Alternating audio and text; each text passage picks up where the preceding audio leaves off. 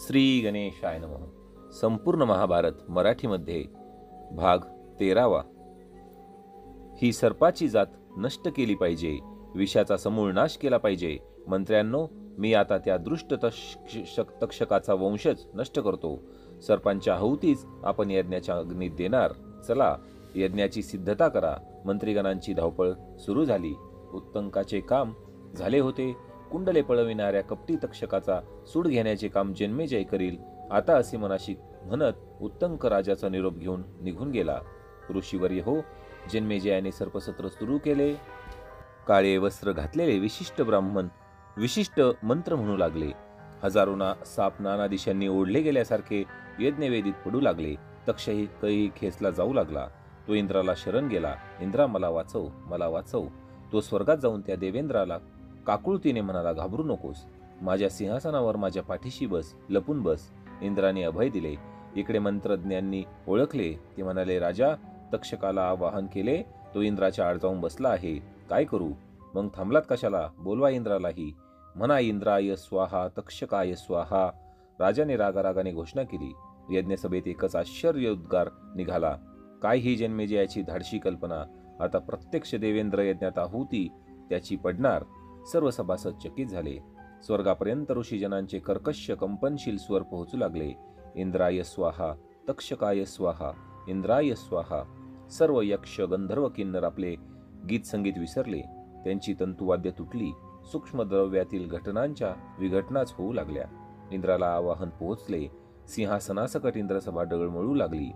तो आपल्या अति अश्रितासकट तक्षकासकट स्वर्गातून आता हळूहळू स्थूल जगताकडे आकर्षित होऊ लागला. ऋषीवर्य हो, वासुकीचा भाव आस्तिक यावेळी झपाट्याने जन्मेजयाच्या यज्ञाच्या जागी चालला होता. तो सभेत शिरला. ऋत्विजांचे म्हणणे चाललेच होते. वासुकीनेच या आस्तिकाला पाठवले होते. आस्तिकाने यज्ञाची व जन्मेजयाची अपार स्तुती केली व सर्वांना वश करून जन्मेजय राजापर्यंत प्रवेश मिळवला. त्याने राजाच्या सद्गुणांची अशी काही युक्तियुक्त शब्दांनी प्रशंसा केली की जन्मेजय ऐकतच राहिला. हा तरुण तेजस्वी शांतीचे सरोवरच की काय, असे या तरुणाचे डोळे. धीर गंभीर सत्यप्रिय सत्व गुणाचा पुतळा. हा ऋषींचा शमदामादी साधनांची मूर्तीच की काय. हा किती उत्कृष्ट बोलतो. याने तर मला प्रसन्नच केले आहे.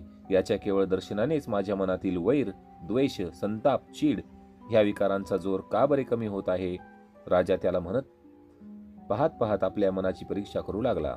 त्याने इतरांकडेही पाहिले आणि या शांत स्वरूपाच्या ब्राह्मण युवकाकडे सर्वजण आदरानेच पाहत पाहत आहेत असे पाहून त्याने त्याला काहीतरी वरदान देण्याचे मनात ठरवले. ऋत्विजांचे मंत्रपठण सुरूच होते. राजाने मंत्र्यांना व ऋत्विजांना एकीकडे विचारले, हा विप्र फारच चांगला आहे. याचे काही बरे करावे असा माझा मानस आहे. हे सत्र असेच चालू द्या. मी याला वरदान देऊ का? ऋत्विजांतील मुख्य व एक मंत्री राजाला म्हणाले की राजा, आपल्या सत्रात तो इंद्रही येत आहे व तो तक्षकही येत आहे. पहा पहा, आकाशातून पडत आहेत ते खाली. आता यज्ञ पूर्ण झालाच असे समजा. फार तर एक घटकेच्या आत तक्षक यज्ञात पडेल. तुम्ही ब्राह्मणाला या आनंदाचे प्रतीक म्हणून वरदान द्यावे. राजाला आनंद झाला. तो विप्र युवकाला म्हणाला, आपण माझी स्तुती केलीत, आमचा गौरव केलात. आपली वृत्ती शांत व परोपकारी दिसते.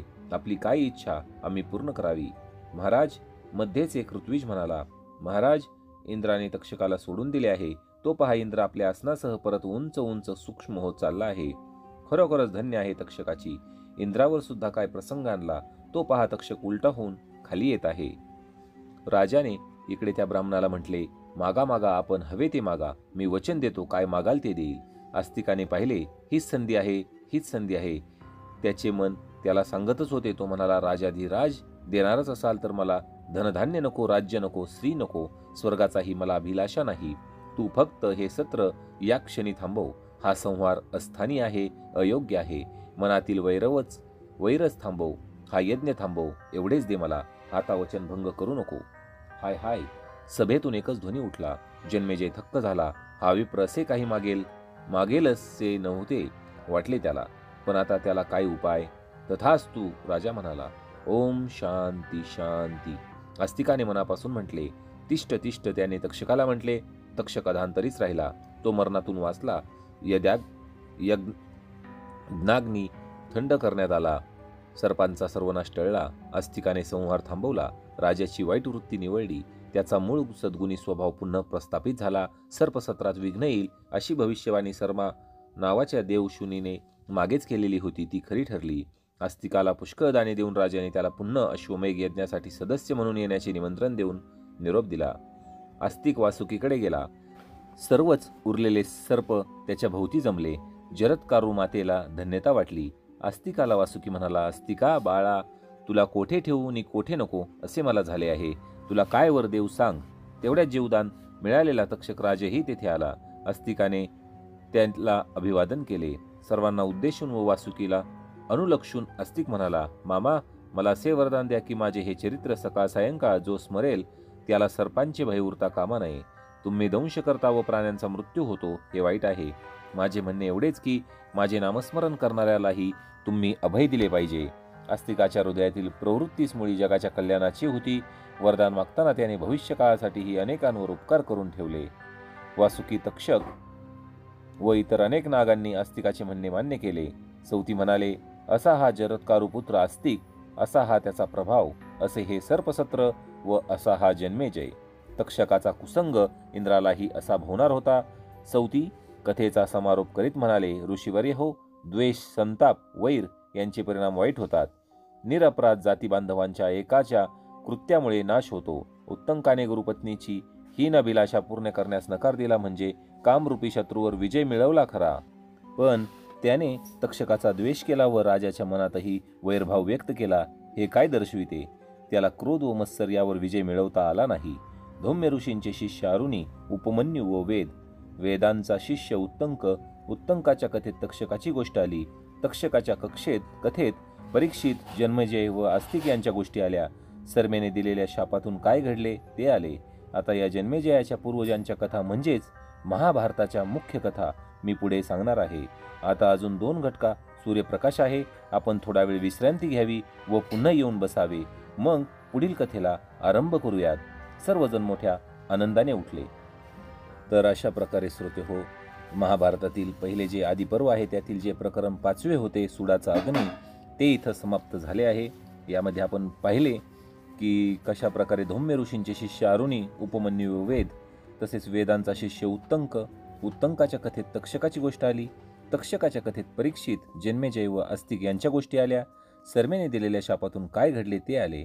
आता या जन्मेजयांच्या पूर्वजांच्या कथा म्हणजेच महाभारताच्या मुख्य कथा, ज्या आपण आता पुढील प्रकरणात म्हणजेच भोग कित्याग यामध्ये आहे की नाही ते पाहणार आहोत. आता थोडा वेळ विश्रांती आहे. आपण ऐकलेच आहे की सौती यांनी सांगितले आहे की थोड्या वेळ विश्रांती आहे आणि मग पुढील कथेला आरंभ होणार आहे. तर अशा प्रकारे श्रोते हो, इथे भाग 13वा समाप्त होत आहे. श्रोते हो, कथेला जास्तीत जास्त शेअर करा. महाभारताचे एकूण जवळपास 500 ते 600 भाग हे होणार आहेत. त्यामुळे व्हिडिओला जास्तीत जास्त शेअर करा. चॅनलवर जर नवीन असताल तर चॅनलला सबस्क्राईब करा आणि या मराठी भक्ती परिवाराचे सदस्य व्हा. जर मागील भाग आपण पाहिले नसतील 12 भाग तर ते देखील पाहून घ्या, जेणेकरून आपल्याला या सर्व महाभारताच्या कथेची एक लिंक लागल. पुढील भागामध्ये आपण पाहणार आहोत आदिपर्वातीलच 6वे प्रकरण भोग की त्याग. एकूण 18 पर्व आहेत आणि प्रत्येक पर्वामध्ये वेगवेगळे प्रकरण आहेत, छोटे छोटे भाग आहेत. पहिले जे पर्व आहे ते आपण आदिपर्व पाहत आहोत. त्यानंतर सभा पर्व असणार आहे, वनपर्व, विराट पर्व असे 18 पर्व असणार आहेत. तर भेटूया लवकरच पुढील व्हिडिओमध्ये. गोपाल कृष्ण भगवान